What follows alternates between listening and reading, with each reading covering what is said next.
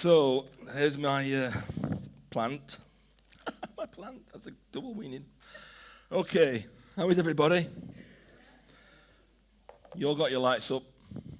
Should hope so at this time of year. My second least favourite job is putting the lights up. My first least favourite job, this is outside, is taking them down.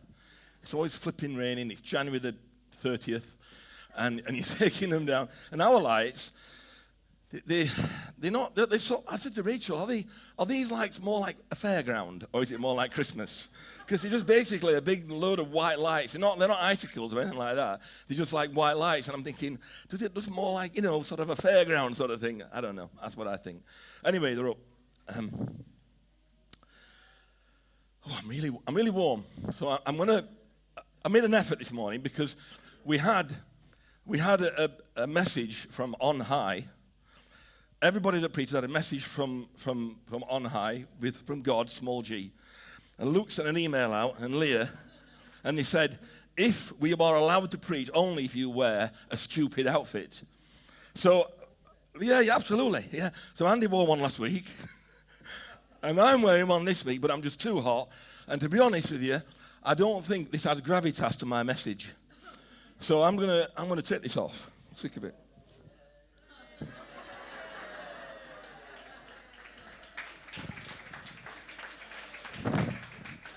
You know what? I just like a cheap laugh. I can't stop myself. Who here has been in a nativity? Most of us. I have. I was the good innkeeper, right? And this was the early stages of my acting career. And now I'm not sure there's any, probably like donkeys, I'm not sure there's any innkeepers in the Bible, good or otherwise. But my words, as I remember it rightly, I mean, I was in my late 30s, but I can't quite remember it. But no, I was about 6. I got base and haircut. And I think it was something like, there was no room at the inn. I think that was it.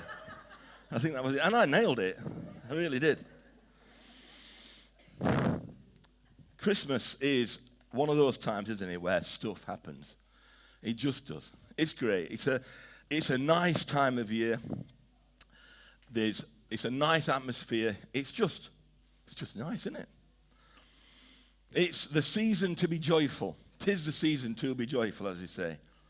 So I'm going to come back to that topic, but first of all, I'm going to talk a little bit about this plant here. So this plant is a living, growing thing, right? Now this plant, does anybody know what the chemical word is, that's what I think, which makes this plant grow? Boom, there you go. If I'd got a prize, you'd get one, Luke. Photosynthesis, which is not an easy word for me to say. And I'm going to say it several times during this message, I'm afraid.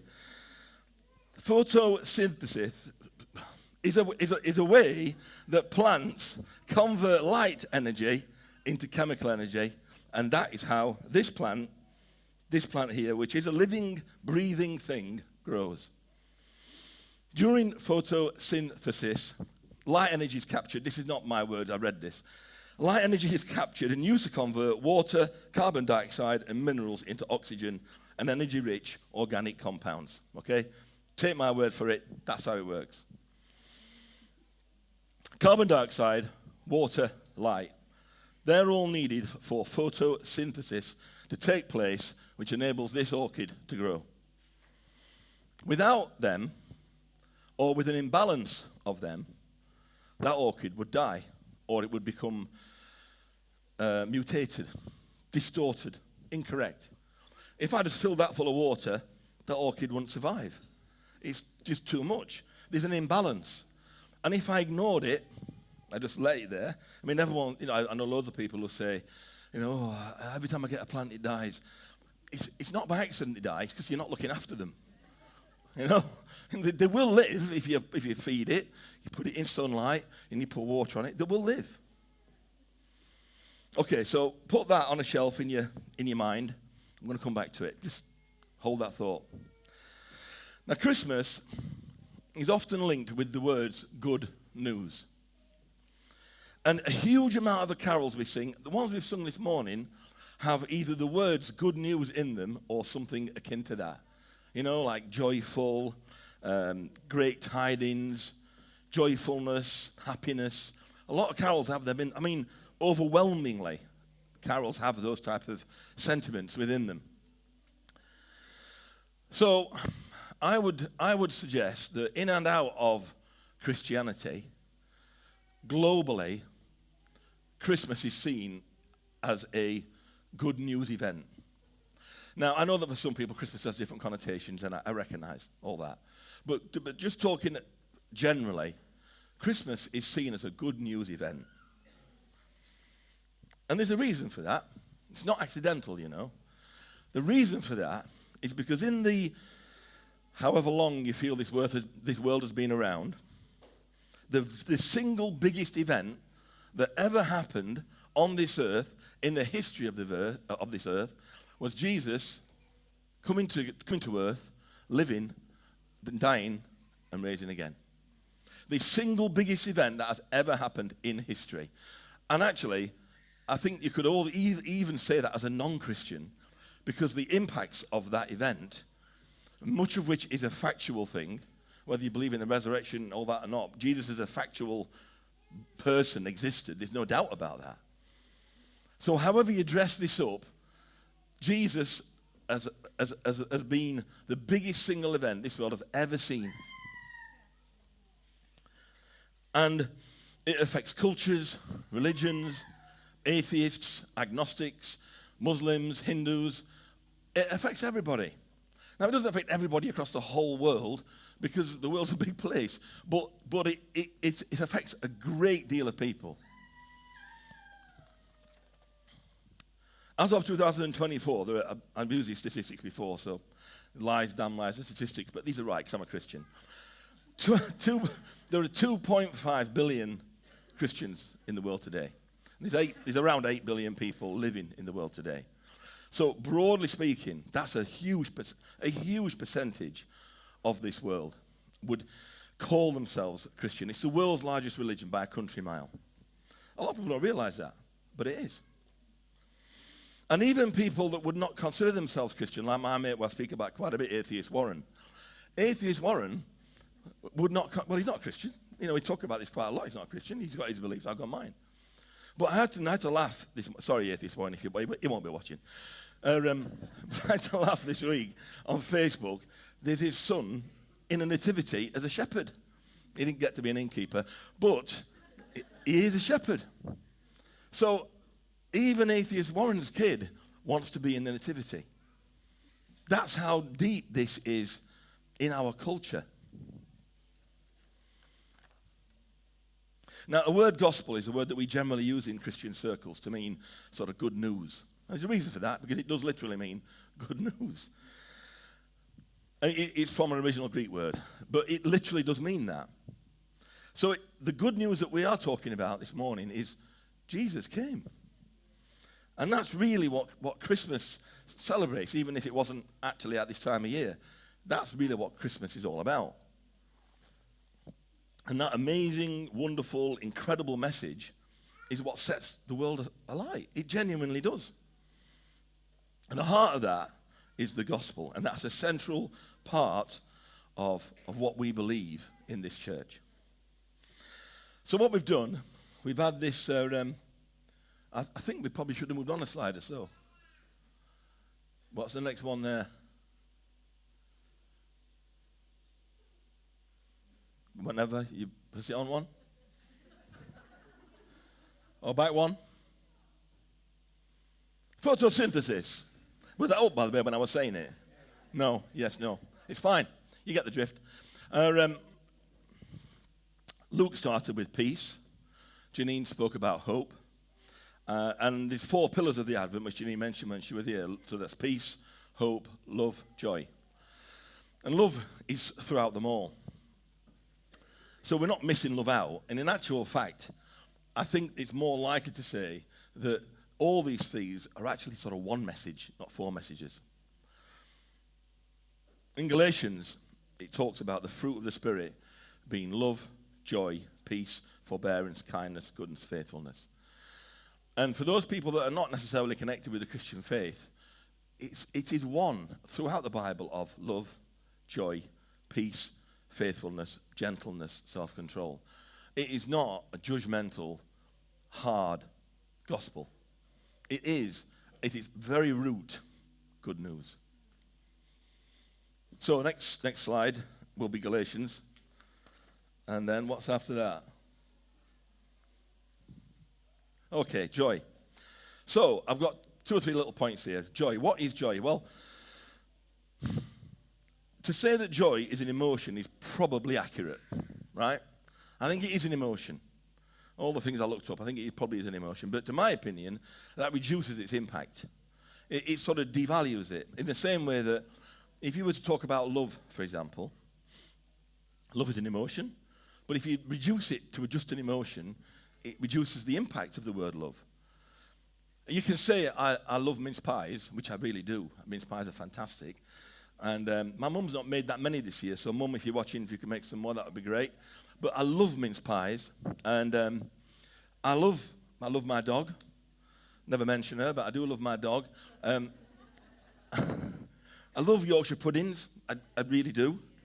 I love Friday nights. That's my favourite night of the week, Friday night, finish work, glass of wine, steak, television, weekend in front of me. I like that. I love my wife, Rachel. It's not that much of a surprise.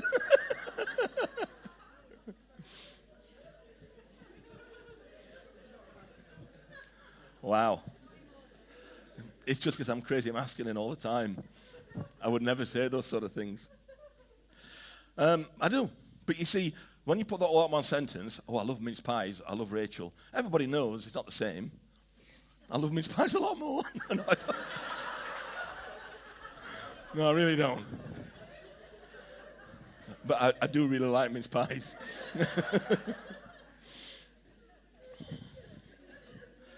Every one of those interpretations is different, innit? We get it. I don't need to explain that to you. You know when I'm saying I love mince pies, I'm not saying that it's like the biggest thing in my world to me. You know? You get it. And joy is a bit like that, but it's a bit harder to diagnose because we don't use the word joy that much. You know, we use the word love quite a lot. We don't use the word joy that much. So I've tried to sort of work it out. And the thing is, sometimes with joy, it's hard to explain, but it's easier to recognize. When you see it or when you don't, or when you have it or when you don't. Without joy in our life, the road seems harder, the way seems more difficult, and the light is not as bright. The load is heavier. But with joy, the light is brighter, the load is lighter, and everything seems a bit more possible. So why is that? And joy often talks about a sort of a sense of being satisfied. In Christian circles, we'd call it maybe being blessed, maybe, or something like that. That's a good Christian word for you. But joy, I'm figuring out, now this is not, I'm not saying that this is a dictionary explanation. This is a Terence Clark explanation, but it's right. Joy comes from the inside out.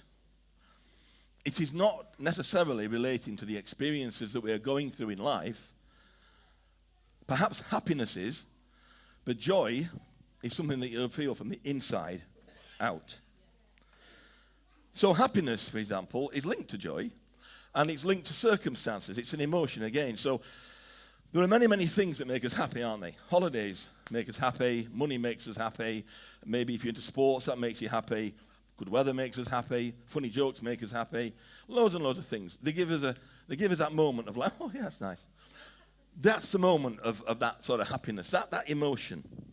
But those are all things that are from the outside coming in. Those are things that impact my life from the outside, and then they impact me towards the inside. They put a smile on my face. But they are external events, whereas joy is more like a root that grows outwards. So, in a tenuous link to my plant here, what you've got there is you've got the outside, you've got lovely flower and all that, but the root of this thing can't be seen. The root of this plant is in here somewhere. And that's what's pushing the flower out. So joy is more like a root that grows outwards. Joy is an internal event that works outwards. But I will grant you, it is quite hard for us not to think of joy as a an external event. Because I'll tell you why, as you've asked, is that we are hardwired that way. Society has hardwired us to think about the external. Society has hardwired us to think about the short term and the instant. And this is just because of how we've been brought up. You know, there's nobody to blame for this. It's just, I'm not like I'm in a big, society's rubbish. I'm just saying this is how it is. Recognize it for what it is. So I'm hardwired to think, if I get a new car, then I will be happier. Possibly you will for a while, but I wouldn't necessarily bring you more joy. It's a different thing. If I can go out tired and have a good laugh, well, that will make me instantly more happy, but it won't necessarily bring me more joy. And sometimes we run a bit short of joy because we're not putting stuff in to feed it. We're focusing on the short-termism of happiness, but forgetting the long-termism of joy. Maybe we're not attending to the root properly. So, for example, here's the thing. A lot of people in this room are car drivers. At what point do you put petrol in your car or diesel, whatever you got? There's a moment in time, right? Now, there'll be some people. Now, this is going to separate some people. Let's sort the men out from the boys. Now, some people in here, if you run it down to empty, like on fumes, is there anyone that does that? I'm sorry. There is literally no logic to doing that whatsoever. If you top it up every 100 miles, is there anybody that does that? That's just a waste of time if you're doing that. So there's only one correct way, and this is an official thing, and that is about a quarter of a tank. About a quarter of a tank, thereabouts. My car's a little bit lower than normal. It's on 64 miles this morning, and I drove here, and I'm like, oof. Now, not because I've got anxious about breaking down, but I'm like, I want enough. I want to put enough fuel in to make it worth my while stopping, but I don't want to be sweating, as my dad would say, sweating on top notes. I don't want to be sweating on top notes in case I run out of fuel. I have to make an effort to put it in. If I don't put it in, I'll run out of petrol and I'll stop. And if we don't put the right ingredients into our body, into our lives, we'll run out of joy. We'll run out of peace. We'll run out of hope. And we'll run out of love. Okay, next slide. So, I've really focused on the scientific today. I've had photosynthesis and datum points. So, I always think datum points is a right good word. I remember when I did technical drawing at school, learning about datum points. Anybody here know what a datum point is? Somebody will do, surely. Okay. A datum point is mainly used in engineering, but it could be used in all sorts. And I've got to be honest, I'm going to stretch its interpretation a little bit this morning. But it's a reference point or an axis from which everything else is measured from. This is because when you're doing technical drawing, you're just a piece of paper. And unless there's a point, like a real point in time which exists, you don't know what you're measuring back to. Similarly, if you're building a house or a plot of land, you need a datum point somewhere, so everything gets measured back to that point. You can't have 2 or 3 datum points on the same drawing or the same plot of land, because it'd be confusing, or you've got to identify them. Everything goes back to the same point, and that point never changes. Now, whether we realize it or not, we have all got a datum point in our lives. We've got a point which we may not even recognize, but there's a point in our lives that we refer back to. That's our reference point for life. Whether we know it or not. A root or an origin in our lives revolves around. And from time to time, that gets skewed. I get mine wrong sometimes. I mean, obviously, the example I'm going for is Jesus is our datum point. I may as well just get straight to that. But, you know what? We get it wrong. I get it wrong. I get the wrong datum point. And over the years, probably over this year, but certainly over the years, my datum point has changed, and it should be Jesus consistently. But it could be my job, or it could be my money, or it could be my wife, or lovely though she is, or my house, or my friends, or my education, or my health. And this is because sometimes our lives are just complicated, and maybe we've got a health scare, so everything becomes about that. I understand that. But the point is, in the background, there is still a datum point for my life somewhere that exists. And if we are basing our datum point for life on something that is actually not a datum point, i.e. money, That's a great example. So if we're building our life around money as our datum point, or a relationship, or our health, all of which are really valuable things, don't get me wrong. No one wants to be skint and not very well and have no relationships. I'm not saying that there's nothing wrong with them. But if that's our datum point, then we are hooking up to the wrong thing. And therefore, everything else will not fall into line. I'm hoping I've explained that, because it's a little bit messy in my head, but I'm hoping I've explained that properly. Sooner or later, these other datum points are not solid. And we must build our life around something that actually is solid, that's got a proper reference point. And we need to look for a datum point as high up and as solid as we possibly can. Now, as you can imagine, there are some people that maybe have really, really fluid datum points, changing every week. And it's hard for them because the life becomes sort of like fluid and complicated. Whereas the more solid we can have as a datum point, the better we're going to be. All right, so what's Jesus got to do with all this? Next slide. Now Jesus coming to earth changed it all. All this stuff changed when Jesus came to earth. So before Jesus came, right, the religious world revolved around some things. It revolved around working hard to gain acceptance from God. It revolved around having to make a sacrifice in order to be forgiven. It revolved around saying certain prayers at certain times, acts, if you like. It revolved around having a priest, a third party, to mediate between you and God and ask God for forgiveness on your behalf. It revolved around God being judgmental and angry. It was complicated and complex. It revolved around religious leaders being judgmental and angry.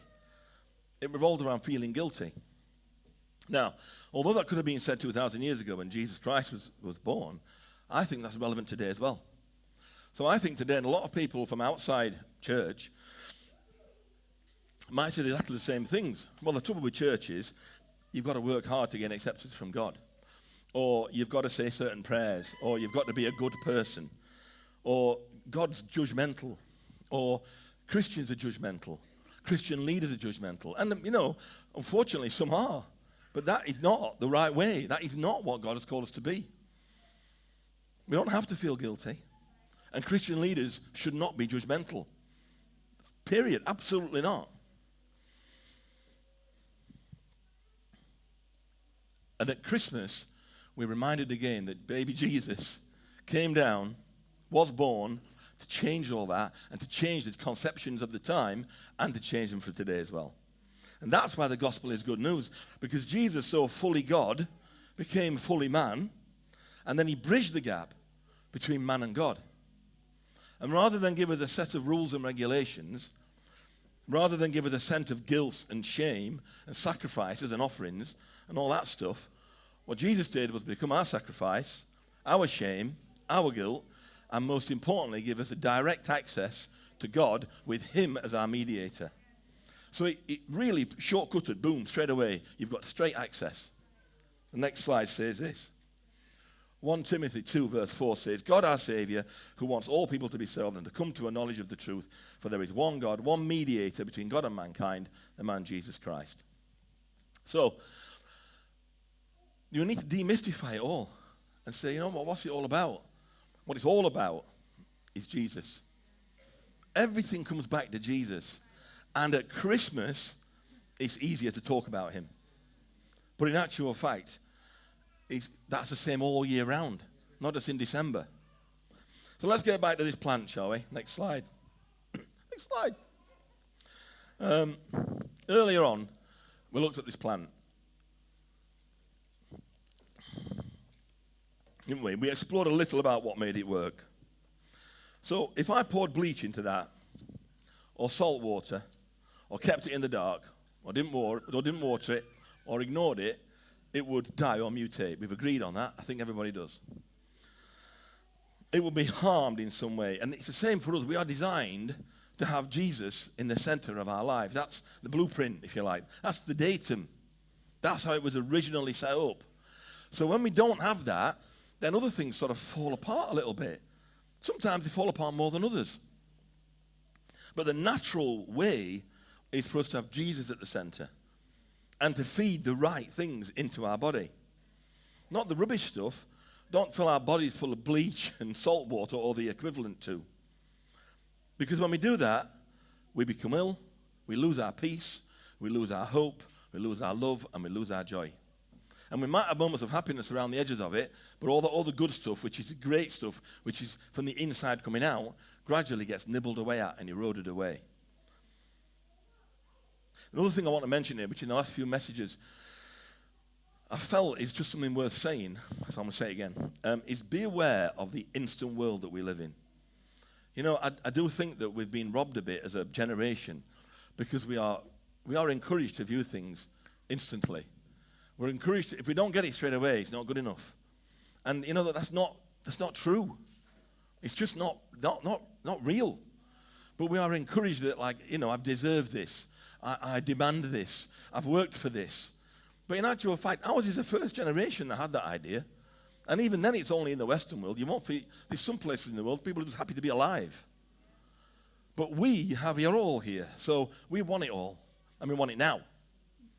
But the reality is it takes time. It's not a fast process. Learning to love a person, learning to love God takes time. Learning to understand what's going on takes time. Do not expect it to happen all at once. Jesus can speed things up, and that can and does happen. But the reality of relationships, and particularly with God, is it takes time. And learning about our faith and learning about about Jesus takes time, and it takes effort. While we've been here, right, this plant has kept growing. Yeah, it's kept growing. It's grown for 30 minutes. Did anybody see it grow? Of course not. Because it grows incredibly slowly. It takes time to create a good plant, orchid, whatever. It doesn't happen straight away. And we've got to have realistic expectations about the reality of life and recognize that some things that are worth having are not easy to get. So the next slide. This is what we need, spiritual photosynthesis. So do you see what I did there? I'm mixing the spiritual and the scientific. I quite like that. This, it's terrible when someone laughs at their own jokes, isn't it? It's really bad. If I don't, nobody else will. This happens over time, you see. And it demands water, care, light, diligence, effort. All that stuff is what creates spiritual photosynthesis and creates a strong plant. And I am a plant. And so are you lot. We're all plants. Listen, Jess, that was serious. So the next one. Next slide. All right, we're coming into land now, so the band can get up, please. Remember this advert? Maybe not that particular one, but you've all seen that sentiment, haven't you? Yeah, the band can come up. Yeah, that's right, they're coming. So this thing, a dog is for life, not just for Christmas. This is because folk were buying a dog for whatever. And then after Christmas, they're a pain to look after, and then they end up with dogs that were not looked after and not in a good place. I want to challenge us this morning to think about this in relation to Jesus. Next slide. Because Jesus is for every day of the year, not just for Christmas. And it may well be that at Christmas you get a bit more focused on God stuff because it's Christmas, isn't it? But Jesus is for every single day of the year.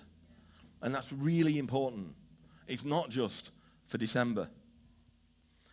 We celebrate the coming of Jesus at Christmas, of course we do. But by allowing Jesus to become an intrinsic and critical part of your life, then your datum falls into line with where it should be, and your daily commitment comes in line with that.